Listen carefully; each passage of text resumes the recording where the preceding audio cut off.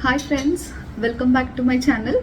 I am Dr. Shweta Karlapudi, obstetrician and gynecologist, practicing infertility specialist and cosmetic gynecologist at Hadapsar, Pune. So, private parts dark क्यों होते हैं? ये question बहुत लोगों के मन में रहते हैं एंड इसको हम नेचुरल तरीके से लाइटर बना सकते हैं क्या? सो द रीज़न इज जैसा प्यूबर्टी स्टार्ट होते हैं नॉर्मली बचपन में चाइल्डहुड में the color of the private parts are similar to the color of the other body parts, right? जैसे जैसे एज बढ़ते हैं ये ज़्यादा डार्कर होते जाते हैं. दिस इज़ बिकॉज जैसा प्यूबर्टी होते हैं सेक्स हार्मोन्स तैयार होते हमारे शरीर में. ये जो सेक्स हार्मोन्स है ये मेलानोसाइट्स जो डार्क पिगमेंट स्किन में प्रोड्यूस करते हैं ना, वो सेल्स को स्टिमुलेट करते हैं. जब ये सेल स्टिमुलेट होता है आपका शरीर में ज़्यादा वो एरिया पे मेलानिन प्रोडक्शन ज़्यादा हो जाएगा and then it is one of the reasons कि वो एरिया डार्कर होते हैं. एंड दूसरा चीज़ ये है कि हमारे बॉडी में जिधर जिधर ज़्यादा फ्रिक्शन होते हैं वो एरियाज ज़्यादा डार्कर और थिकर बनता है.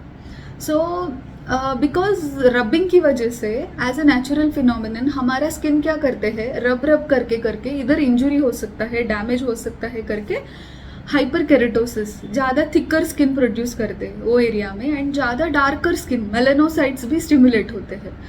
तो इसीलिए वो एरिया डार्कर बनते हैं.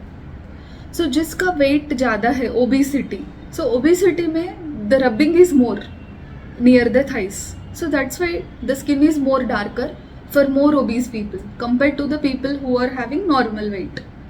एंड दूसरा चीज़ ना, जो टाइट गारमेंट्स पहनते हैं उसकी वजह से भी ये जो डार्कनेस है ये ज़्यादा होता है.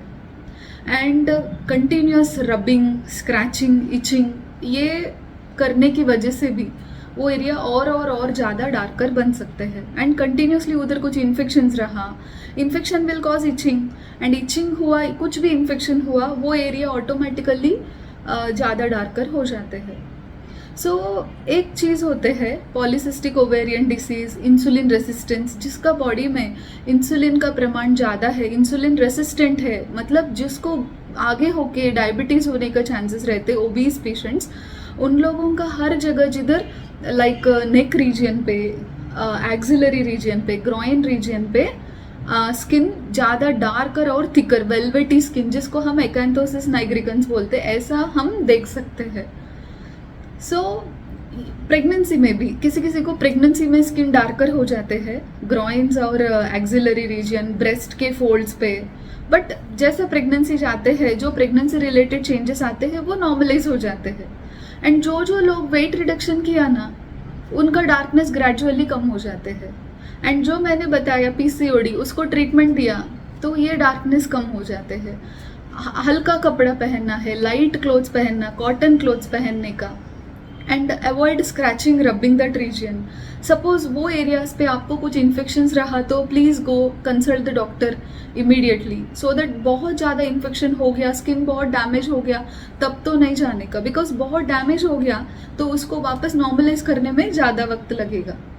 And there are many treatments in cosmetic gynaecology with which we can lighter the tone of the private parts, जिसको हम जेनाइटल पील्स बोलते हैं. बहुत ज़्यादा स्किन ट्रीटमेंट्स होते हैं.